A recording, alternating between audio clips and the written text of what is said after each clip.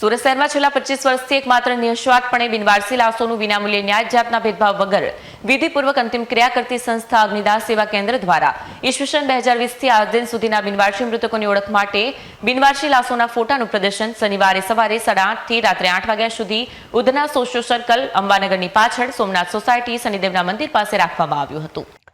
સુરત શહેરમાં છેલ્લા 25 વર્ષથી એકમાત્ર નિઃસ્વાર્થપણે બિનવારસી લાશોનું વિનામૂલ્યે ન્યાય જાતના ભેદભાવ વગર વિધિપૂર્વક અંતિમ ક્રિયા કરતી સંસ્થા અગ્નિદાહ સેવા કેન્દ્ર દ્વારા ઈસવીસન 2020 થી આજ દિન સુધીના બિનવારસી મૃતકોની ઓળખ થાય તે માટે બિનવારસી લાશોના ફોટાનું પ્રદર્શન શનિવારે સવારે 8:30 થી રાત્રે 8 વાગ્યા સુધીના સોશિયો સર્કલ અંબાનગરની પાછળ સોમનાથ સોસાયટી શનિદેવના મંદિર પાસે રાખવામાં આવ્યું। જેના સ્વજનો ગુમ થયેલા હોય અને આજ દિન સુધી મળ્યા ન હોય તેઓને અને જાહેર જનતાને આ પ્રદર્શન જોવા આવવા માટે આમંત્રણ સંસ્થાના પ્રમુખ વેણીલાલ રસિકલાલ દ્વારા આપવામાં આવ્યું, જેમાં મોટી સંખ્યામાં લોકો હાજર રહીને પોતાના સ્વજનોની ઓળખ કરી। તેની સાથે જ મકર સંક્રાંતિના અન્નદાનનો મહિમા હોવાથી મકર સંક્રાંતિના દિવસે અન્નદાનનો કાર્યક્રમ સવારે 10:30 કલાકે બાળકો અને ગરીબોને ફૂડ પેકેટ તેમજ મિષ્ટાન આપવામાં આવશે તેવું પણ પ્રમુખ દ્વારા જણાવવામાં આવ્યું। નમસ્કાર દર્શક મિત્રો, મારું નામ વેણીલાલ રસિકલાલ મારવાલા, અગ્નિદાહ સેવા કેન્દ્રના પ્રમુખ। આપ સૌ જોઈ રહ્યા છો, અગ્નિદાહ સેવા કેન્દ્ર દ્વારા આખા વર્ષમાં જેટલા પણ બિનવારસી મૃતદેહોને અંતિમ સંસ્કાર કર્યા હોય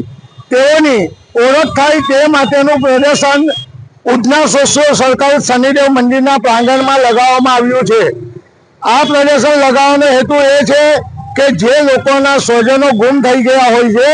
એ લોકો શોધખોળ કરવા માટે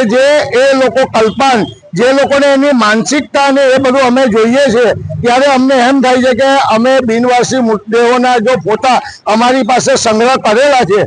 તો એ પ્રદર્શન લગાવવામાં આવે તો એ લોકોના સ્વજનોની ઓળખ થાય અને એ ઓળખ થયા પછી પોલીસ વેરિફિકેશન કર્યા પછી એ લોકોને મ્યુનિસિપાલિટીમાં મરણનો દાખલો મળે ત્યાં સુધીની સુવિધા આ સંસ્થા કરી રહી છે। અને અગ્નિદાહ સેવા કેન્દ્ર દ્વારા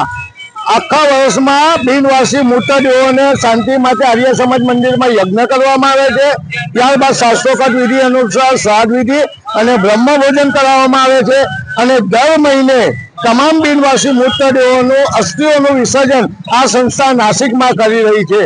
આ સાથે હું ચેનલોનો આભાર માનું છું। ધન્યવાદ।